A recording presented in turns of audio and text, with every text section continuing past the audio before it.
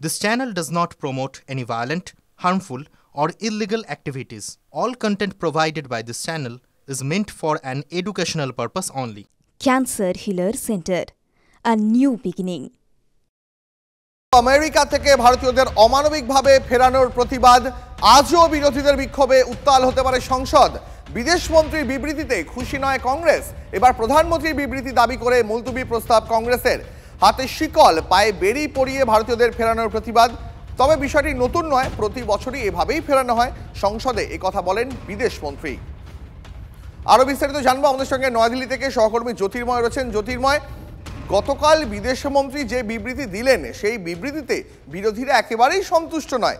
আজও সংসদ উত্তাল হতে পারে। একদমই, দেখো, আমরা সকাল থেকে যে খবর পাচ্ছি যে একাধিক কংগ্রেস সহ বিরোধী সাংসদরা তারা আজকেও মুলতবি প্রস্তাব জমা দিয়েছেন এবং তাদের বক্তব্য যে হাউসের যে বিজনেস রয়েছে তা সম্পূর্ণভাবে মুলতবি করে দিয়ে এই বিষয়ের উপর আলোচনা হওয়া প্রয়োজন এবং সর্বোপরি প্রধানমন্ত্রীর বিবৃতি দাবি করতে শুরু করেছেন বিরোধীরা। অর্থাৎ গতকাল বিদেশমন্ত্রীর বক্তব্যে তারা কোনোভাবেই সন্তুষ্ট নন এবং আজ যে খবর আমরা পাচ্ছি দুপুর 12:30টার সময় স্বয়ং রাহুল গান্ধী তিনি দিল্লির কনস্টিটিউশন ক্লাবে একটি সাংবাদিক বৈঠক করবেন এবং তার সঙ্গে শিবসেনার তরফে সঞ্জয় রাউত এবং এনসিপির তরফে সুপ্রিয়া সুলে সেই সাংবাদিক বৈঠকে উপস্থিত থাকবেন এবং সূত্র মারফত খবর আসছে যে এই ইস্যুকে ঘিরে এবার জনমানসে জনমত তৈরি করতেই উদ্যোগী হচ্ছে বিরোধীরা এবং ভারত সরকার ভারতীয়দের অপমান নিয়ে কোনোভাবেই আন্তর্জাতিক ক্ষেত্রে বা বিশেষত আমেরিকার সঙ্গে কথা বলতে নারাজ বলেই এই মুহূর্তে প্রচার করার পরিকল্পনা তৈরি হচ্ছে।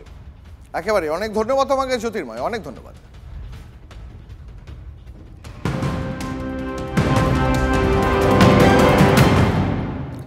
আর এরপর যে খবরের নজর রাখবো, তিলোত্তমা ধর্ষণ খুনের দোষী সঞ্জয় রায়ের সর্বোচ্চ সাজা চায় রাজ্য।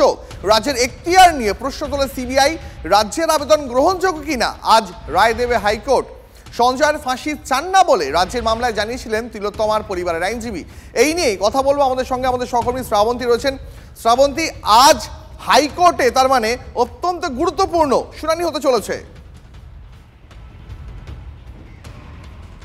দেখো, শুনানি শেষ হয়ে গেছে। 2 সপ্তাহ আগেই সেটা রিজার্ভ করেছিলেন সমস্ত পক্ষকে শুনে বিচারপতি দেবাংশু বসাকের ডিভিশন বেঞ্চ। আজকের বেলা 10:30টার সময় এই রায় ঘোষণা করা হবে। একদিকে যেরকম আমরা দেখেছিলাম যে আরজি করের যে মুহূর্তে রায় হয়েছিল এবং যে মুহূর্তে সঞ্জয় রায়কে ক্যাপিটাল পানিশমেন্ট অর্থাৎ সর্বোচ্চ সাজা ফাঁসির সাজা শোনানো হয়নি, তারপরেই মুখ্যমন্ত্রী এ নিয়ে যথেষ্ট আপসেট ছিলেন। তিনি বলেছিলেন যে তারা সর্বোচ্চ সাজা চান। ঠিক তার পরপরই আইনি লড়াইয়ে প্রস্তুত হয় রাজ্য সরকারের এজি জানান যে যেহেতু রাজ্য সরকার এটা ইমপ্লিমেন্ট করে, অর্থাৎ কোনো রাজ্যে যদি মৃত্যুদণ্ড দেওয়ার বিষয় থাকে তাহলে সেটা ইমপ্লিমেন্ট করার দায়িত্ব রাজ্য সরকারের, আইন শৃঙ্খলা দেখার দায়িত্ব রাজ্য সরকারের। সেক্ষেত্রে রাজ্য সরকার এই দাবি করতেই পারে। এটা কি সত্যি এখতিয়ারভুক্ত? তার কারণ গোটা মামলায় রাজ্য সরকার সেই অর্থে পার্টি ছিল না এবং একসময় রাজ্য সরকারের থেকে পুলিশের হাত থেকে তদন্ত নিয়ে সিবিআইকে দেওয়া হয়েছিল। তাহলে কোথায় এখতিয়ার? এই বক্তব্য ছিল সিবিআই এর। কার বক্তব্য সঠিক সেটা আজকে নির্ধারণ করবেন বিচারপতি দেবাংশু বসাক এবং তার সঙ্গে নির্ধারণ হয়ে যাবে যে আদতে এক্ষুনি কি সঞ্জয় রায়ের ক্যাপিটাল পানিশমেন্টের জন্য আদালত কি বলছে সেই মনোভাবও স্পষ্ট হয়ে যাবে এবং একই সঙ্গে এরপরে সমস্ত পক্ষ যারা সিবিআই এর পক্ষ বলত বা সঞ্জয় রায়ের পক্ষ থেকে সেটা একটা নতুন করে শুনানি যেটা উচ্চতর আদালতে হবে, সেখানেও এই বিষয়গুলি উঠে আসতে পারে।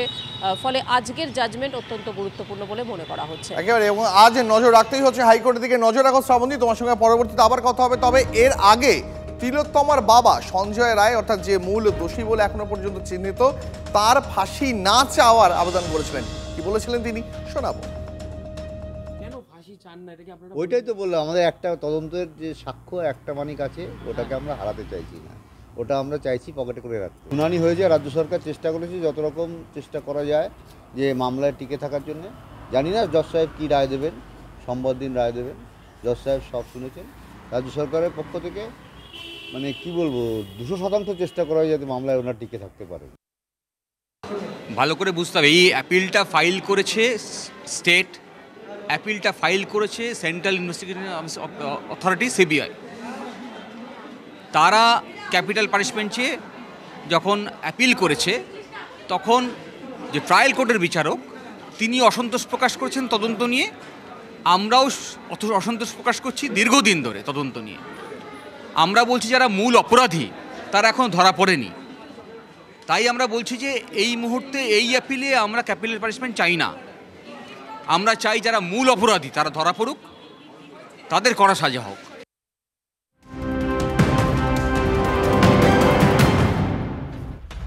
আর এই মুহূর্তে যে খবরের নজর রাখবো, নিউ টাউনের লোহারা ব্রিজের কাছে জঙ্গল থেকে এক মহিলার অর্ধনগ্ন মৃতদেহ উদ্ধার। ধর্ষণ করে খুন কিনা ক্ষতি দেখছে নিউ টাউন থানার পুলিশ। এখনো পর্যন্ত মহিলার নাম পরিচয় জানা যায়নি। ঘটনাস্থলে পৌঁছেছে নিউ টাউন থানার পুলিশ। আমাদের সহকর্মী রঞ্জিত রয়েছেন আমাদের সঙ্গে সরাসরি। আমি রঞ্জিতের সঙ্গে কথা বলবো। রঞ্জিত, এখনো পর্যন্ত পুলিশের তদন্তে কি উঠে এলো?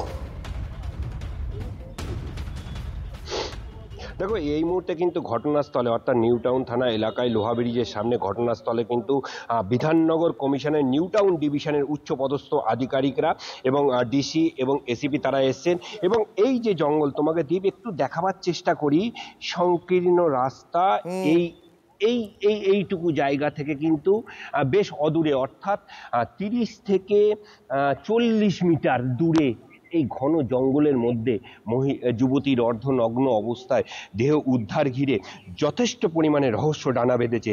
কিভাবে মৃত্যু তা খতিয়ে দেখার জন্য কিন্তু মৃতদেহটিকে কিন্তু ময়নাতদন্তের জন্য আরজিকর হাসপাতালে পাঠানো হবে এবং ময়নাতদন্তের প্রাথমিক রিপোর্ট পাওয়ার পরেই বোঝা যাবে। যেহেতু অর্ধনগ্ন অবস্থায় যুবতীর দেহ উদ্ধার হয়েছে, তা ঘিরে ক্রমশ ঘনীভূত হচ্ছে রহস্য। তাহলে কি ধর্ষণ করে খুনের ঘটনা ঘটালো দুষ্কৃতীরা? এবং এইটুকু সংকীর্ণ রাস্তা দিয়ে কিভাবে এই যুবতীকে নিয়ে যাওয়া হয়েছিল ভেতরের দিকে, এবং ঘটনাস্থল থেকে তথ্য প্রমাণ অর্থাৎ একটি কমলা লেবু যেরকম উদ্ধার হয়েছে এবং যুবতীর মুখ থেকে কিন্তু বেশ কিছু গাঁজা বেড়াতে দেখা গেছে এই মৃতদেহ থেকে। এবং মৃতদেহটি এই মুহূর্তে কিন্তু নিয়ে যাওয়া হয়েছে ময়নাতদন্তের জন্য। এবং ময়নাতদন্তের যেটা প্রাথমিক রিপোর্ট অর্থাৎ অটোপসি রিপোর্ট পাওয়ার পরে বোঝা যাবে মৃত্যুর সঠিক কারণ। তবে এই সংকীর্ণ রাস্তা এবং তার ঘেরা এই জঙ্গলের মধ্যে নির্জন এলাকায় একটু দেখাবার চেষ্টা করছি।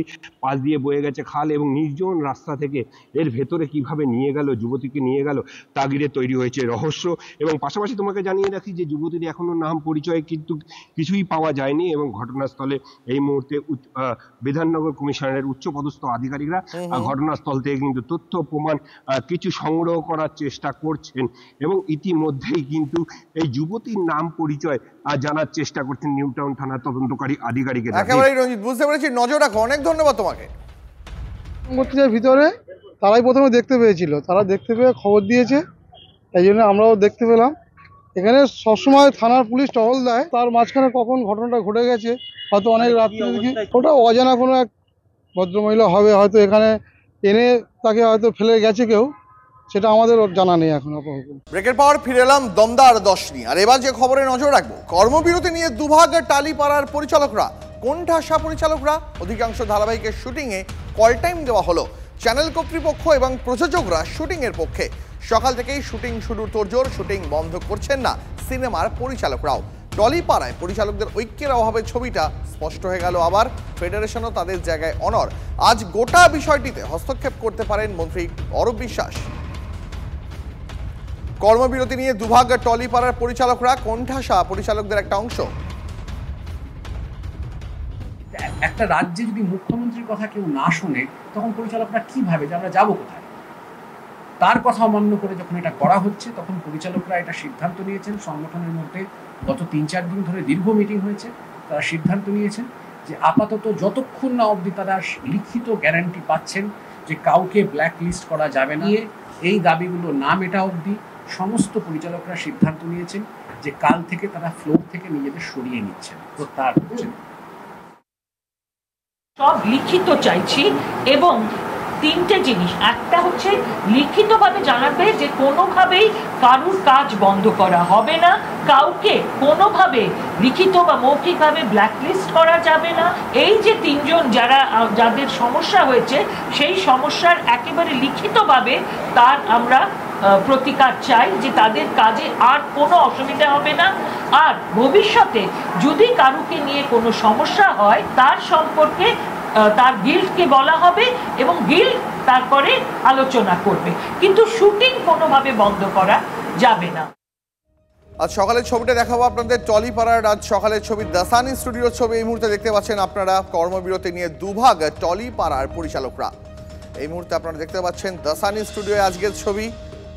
অধিকাংশ ধারাবাহিকের শুটিংয়েরই কল টাইম দেওয়া হয়েছে চ্যানেল কর্তৃপক্ষ এবং প্রযোজকরা শুটিংয়ের পক্ষে। সকাল থেকেই শুটিং শুরুর তোড়জোড়। শুটিং বন্ধ করছেন না সিনেমার পরিচালকরাও। টলিপাড়ায় পরিচালকদের মধ্যে ঐক্যের অভাবে ছবিটা স্পষ্ট। আজ সকালে ছবি দেখতে পাচ্ছেন আপনারা, দেশানি স্টুডিওর ছবি এই মুহূর্তে দেখতে পাচ্ছেন।